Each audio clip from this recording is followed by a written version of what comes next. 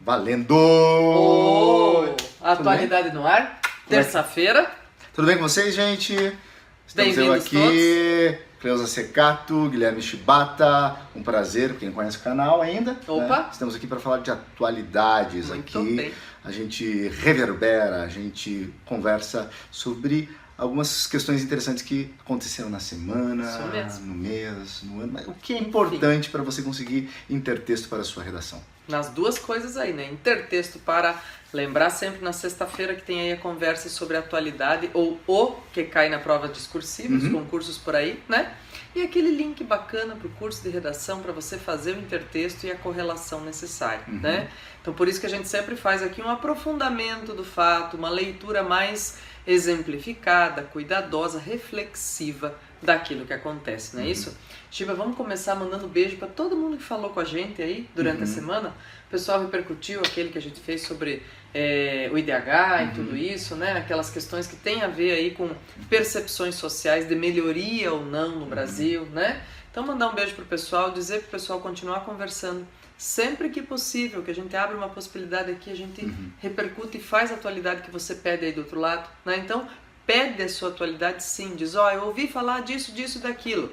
Contem pra gente se dá pra fazer uma atualidade disso. A gente vai fazer também. Bom, hoje, gente, o assunto é mais relax, né? Semana passada foi IDH, a gente tem que pensar... Mas é um assunto feliz. Não, feliz, relax, feliz, no sentido, não que não seja importantíssimo, certo? Mas mais relax, mais solto, né? É a benéfico. Isso, o cordel. Cordel acaba de ser considerado patrimônio imaterial. Isso mesmo. Certo? E isso a gente explica agora para vocês. Cleusa Secato, o que é esse patrimônio imaterial? Daqui a pouco a gente fala sobre o cordel também. Isso mesmo. Então olha só, por partes, né, gente? No dia 20 de setembro deste ano, 20 de setembro de 2018, o cordel ganhou o status de patrimônio imaterial brasileiro. Quem confere esse status é o nosso IPHAN, né? Que consegue, é um Instituto de Pesquisa de História e Artes Nacional, né? Que cuida dessas coisas todas, tá? E é o IPHAN que acaba inventariando, quer dizer, catalogando, categorizando todo o registro que a gente tem de atividades culturais que podem ser consideradas patrimônio imaterial. Bom, o que é um patrimônio imaterial? Como o próprio nome já diz, não é coisa que dá para pegar na mão, né? Pode ser que essa coisa ou essa maneira de fazer resulte em produtos que podem ser manuseados, mas não é um patrimônio concreto necessariamente. Por exemplo, o último grande, vamos dizer assim, a última grande repercussão, Shiba, foi há 4 anos quando a capoeira foi considerada patrimônio imaterial. Quem dá esse status e cuida desse inventário é o IPHAN.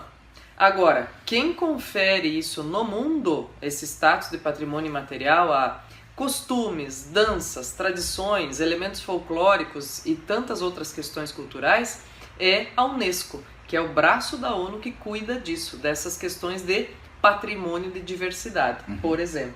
Agora, olha só.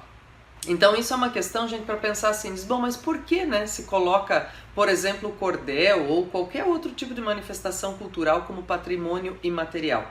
Porque quando essa coisa ou esse item ganha o status de patrimônio imaterial, ele passa a ser, vamos dizer assim, mais cuidado por esses institutos oficiais, né, como o próprio IPHAN.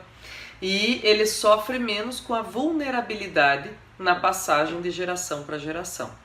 Shibata, bom, dando esse cenário para o pessoal então da importância do que é ter alguma coisa considerada como patrimônio imaterial, antes de falar de coisas de como isso acaba caindo em provas e tal, conta para nós um pouquinho das especificidades e das belezas que o cordel faz. O cordel tem uma história muito legal, muito bonita e divertida também, acompanha só. Né?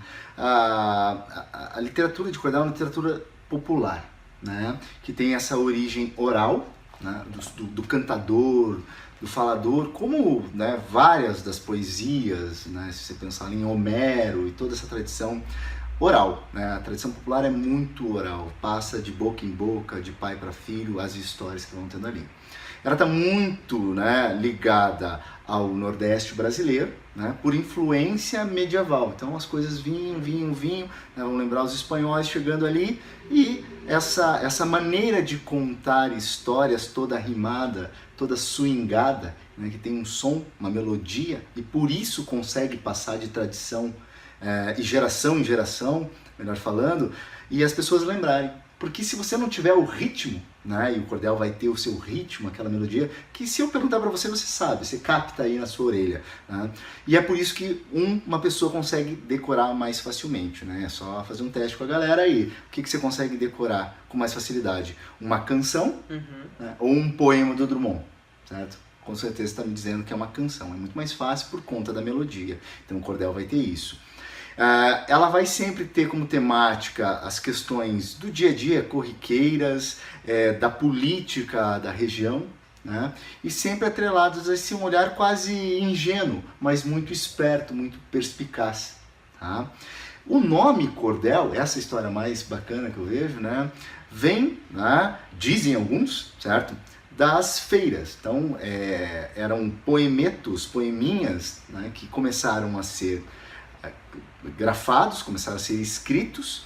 O sujeito armava uma barraquinha na feira e botava lá o seu barbante, né? E deixava o cordelzinho lá amarrado, né? O poema, desculpa, né? E aí o pessoal olhava e falava assim, literatura de cordão, né? Literatura de cordel. Ele ganha esse nome simpático, fofíssimo, né? Que é a literatura de cordel. Só pra gente lembrar, né? Na literatura contemporânea, por exemplo, a gente tem um grande nome que conversa com isso, que é o Ariano Suassuna. Então o pessoal em casa com certeza lembra da história do Alto da Compadecida. Passa muito na televisão, o Alto da Compadecida, o João Grilo e tal.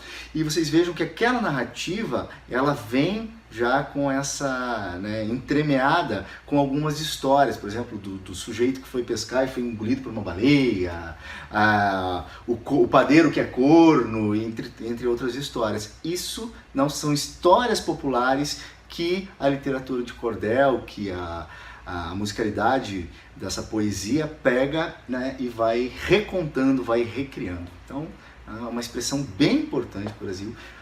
Aparece bastante com frequência na prova do Enem. E tem uma questão relacionada à ilustração do cordel também, né? Sim, né? A questão de uma pintura bem rudimentar, né? Que se usa, né? São bem simples e tem os desenhinhos. Então, né? O padre que era avarento, né? Ele faz lá um desenhinho, tal. Não sei, eu não lembro direitinho. Tem um nome para esses desenhos. Eu não vou lembrar agora. Depois a gente bota nos comentários lá. Ou se você lembrar, por favor, escreva aqui. Né?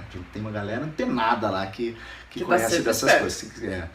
E com relação... é fácil de reconhecer, né? Então, assim, esse traço da literatura de cordel, né, que é uma espécie de desenho muito específico, é fácil de reconhecer. E às vezes, por exemplo, tem algumas edições, tem uma edição especialmente do Ariano Suassuna, que tem esse desenho na capa, embora não seja literatura de cordel, mas entremeia essas histórias aí.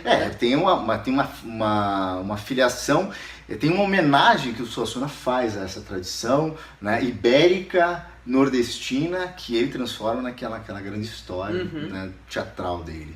Perfeito? Outra dica legal aqui pra gente deixar pro pessoal é a banda Cordel do Fogo Encantado. Boa. Que também vai trabalhar outras, né, é uma banda contemporânea de Recife, não sei se é Recife, mas ela é pernambucana, certo? E ela vai trabalhar um pouco com essa dicção, com esse som e com esse tipo de poesia, de mecanismo poético. Né? Guitarras e tal, mas também fazendo uma homenagem, um intertexto, uma conversa com o cordel. Então vai estar lá na nossa playlist. Né? Vamos colocar lá no Spotify, né? Beleza? Do Spotify.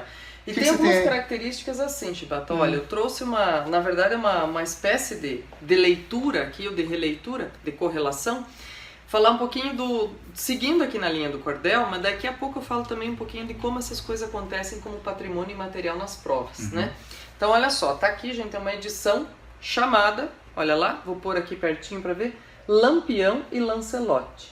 Por quê? Vamos pensar assim, olha, o cangaço no sertão, como é um gênero oral e de uma tradição muito marcada, criada no Nordeste, o cangaço no sertão é uma temática constante do cordel, né, no Brasil. Isso. E o Lampião é um dos personagens muito marcados, que aparece muito nas histórias de cordel, Daí tem toda uma questão, gente, que é bem bacana, que está lá inclusive no texto do IPHAN, né, do instituto que cuida aí da história, arte e tudo isso, do patrimônio nacional nesse sentido. O que acontece? Está lá no textinho dizendo, ó, são histórias inspiradas em fatos reais ou não. Né? Então, assim, claro, existe muita história, existe muito, vamos dizer assim, muito mito em torno também de tudo que teria feito o Lampião, né? E às vezes a gente tem confusões ou até distorções e relações entre ficção e realidade que são propositais, né, dentro dessa história. E agora, olha que bacana, gente, quando a gente fala em intertexto, né? Por que Lampião e Lancelote? A gente vai pensar no Lancelote como um cavaleiro medieval, né? Aquela história do Lancelote, o primeiro cavaleiro da corte do rei Arthur e tal. E o Lampião como esse cavaleiro medieval, entre aspas, aí do Nordeste, né? Com essas características todas. E aí é muito bacana perceber, eu ia falando dessa coisa do jeito de ilustrar, né? Então você vê, você tem algumas releituras aqui dentro, gente, que são muito parecidas com os traços desse cordel tradicional, mas que tem, de fato, ó, a releitura com um traço mais modernizado, vamos dizer assim, né? Pelo jeito da edição até do livro aqui, né? Então, olha como é que vai acontecendo. Vão aparecendo aqui trechos que tem só narrativa, então contando a história do que vai acontecendo e tal, e trechinhos em que existe, de fato, um desafio aqui, né, um desafio em forma de cordel, entre o Lampião e o Lancelote, né? Claro, um desafio inventado, eles nunca se encontraram, gente. Mas com base no que a gente consegue recapitular das personalidades, dá para fazer belos diálogos, como tem aqui nesse livro. Bacana. E daí assim, como é que essas coisas costumam aparecer, né, gente, em prova? Por que a gente conversou até e disse, olha, é legal repercutir com o pessoal o que é patrimônio imaterial, por que o cordel ganha esse status e por que é importante que essas coisas ganhem esse status, né? Por memória coletiva, gente, por memória social, tudo isso. E também porque, olha só, por exemplo, Shiva, num desses Enems aí de algum tempo, o que acabou caindo? Caiu lá uma questãozinha que contava um pouco sobre o que era o IPHAN, o que se fazia com patrimônio imaterial, e pedia para os candidatos identificarem qual era um dos elementos que estava lá que seria, de fato, um exemplo de patrimônio imaterial. E olha o que era o exemplo. Era o jeito de fazer queijo canastra. Então, quer dizer... Queijo canastra. Né, gente? Queijo canastra é uma maneira de lidar também de cultura da alimentação. Né? Então, dependendo do jeito como você faz comida, isso é um patrimônio imaterial. Então, quer dizer, dependendo da origem, da tradição familiar que a gente tem e do jeito que a gente lida com a alimentação, isso é patrimônio imaterial também. Né? Legal. Bacana. Só acho que não deveria se falar de comida em prova, que dá fome no candidato. Ah, verdade. O cara tá lá, tem razão. Né, o mineiro lê aquele troço lá, queijo canastra, não consigo mais fazer prova, quero ir embora, tô com fome. Por isso que tem que levar sempre um biscoitinho, chocolatinho, cereal, qualquer coisa, pra ajudar. Beleza? É isso? É isso Dado o aí. recado? Dado o Espero recado. que vocês gostem. Até terça que vem. Beijo pra todo mundo. Curte, comenta, compartilha, conversa com a gente toda semana. Tchau.